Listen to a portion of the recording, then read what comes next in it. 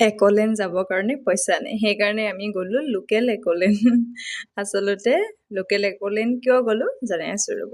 নমস্কাৰ বন্ধু বান্ধৱীসকল, মোৰ অন্য এটা ভিডিঅ'ত আপোনালোকক সকলোকে স্বাগতম। আৰু কালি আছিলে আমাৰ যিহেতুকে এই ভিডিঅ'টি, ইমান ধুনীয়া লাগিছে পৰিৱেশটো চাওকচোন। ৰ'দ দিছে, নীলা আকাশখন, সেউজীয়া গছবোৰ, তাতে পাহাৰখন, কিমান যে ভাল লগা দৃশ্য নহয়। আৰু মই বলিয়া হ'লোঁ পাহাৰ, নদ নদী, বোকা পানী এইবিলাকৰে। আৰু মানে একদম মানুহজনক বহুত দিনৰ পৰা কৈ আছোঁ যে মোক নিয়াচোন, মানে মোৰ মানে এই গাড়ী ঘোঁৰা মাত শুনি কিবা লাগিছে। আৰু মোক অকণমান নিয়াচোন, পথাৰৰ মাজত ক'ৰবাত মুকলি ঠাইলৈ নিজান পৰিৱেশলৈ নিয়াচোন বুলি চৰি থকাৰ পাছত কালি যেনিবা ফাইনেলি মিলি গ'ল। আমাৰ মানে কালি এটা খানা আছিলে, আৰু খানা জেগা মানে য'ত হৈছিলে তাৰ ওচৰতে আছিলে এই মানে এইডোখৰ কাকৈ ৰাজগড় বুলিয়ে কয়। কিন্তু এটা বস্তু বেয়া লাগিলে, পানীখিনি মানে ইমানো চফা নাছিলে কালি, গোটেই মানে লেতেৰা পানী।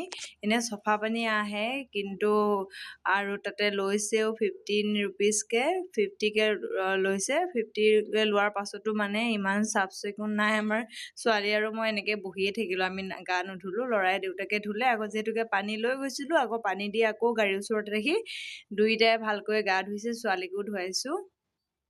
তাৰপিছত আমি চবেই যেনিবা আকৌ মিনাৰেল ৱাটাৰ দি ধুব লগা হৈছে, মানে এই অৱস্থা। মানে পানীখিনি মানে এনেই চফা থকা হ'লে বেলেগ কথা আছিলে। তাৰপাছত এয়া ছোৱালীকো ধুনীয়াকৈ তাই এনেকৈ পানীতে বহি খেলিলে। আমি ধুনীয়াকৈ মানে এই আমাৰ লগত যিমান যি গৈছিলে সকলোখিনিয়ে চবেই মানে গা ধুই আছিলেগৈ, গৈ আমিও গ'লোঁ। কিন্তু গা ধোৱা জেগাৰ পৰা আকৌ গাড়ীৰ ওচৰলৈ আহোঁ লাগিছে আৰু গৰমে উঠিছে। আৰু এডোখৰ জেগা আছে বোলে আগলৈ, সেইডোখৰত ভাল বুলি কৈছে। যদি সুবিধা হয় আকৌ এবাৰ গ'লে আপোনালোকক দেখাম বাৰু। আমাৰ লখিমপুৰতে হয় জেগাডোখৰ, বৰ ধুনীয়া লাগে। আৰু ৰ'দটো বেছি আছিলে, তথাপিও বেয়া নালাগিলে। আৰু এয়া আমাৰ কালি খানা, সৰিয়হ ভাপত দিয়া মাছ, দালি, গাজৰ, মাংস, মানে সকলোখিনি আছিলে। আৰু এয়া আছিলে আমাৰ মানে মানুহজনৰ কেন্দ্ৰীয় বিহুৰ মানে খানা আছিলে। মানে বহুত দিনৰ পাছত মানে খানাটো আয়োজন কৰিছে, আৰু গৰমৰ বন্ধ দিছে বুলি। এইফালেদি ল'ৰা গোটেইটো ঘামি জামি অৱস্থা নাই।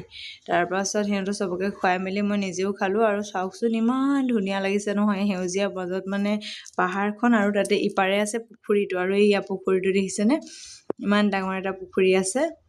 তাৰপিছত এয়া ধুনীয়াকৈ ছোৱালীয়ে মই তাতে অকণমান ৰ'লোঁ। আৰু এয়া আমাৰ উভতনি যাত্ৰা, আমি অহাৰ টাইমত বেলি ডুবো, তথাপিও মানে ইমান ধুনীয়া লাগিছে। মানুহে গৰু গাই ঘৰলৈ নিছে, আৰু মানে একদম মানে এটা মানে শান্তিময় পৰিৱেশ, মানে তাতে যেন থাকি যাম, মানে নাহিমেই যেন এনেকুৱা লাগিছিলে।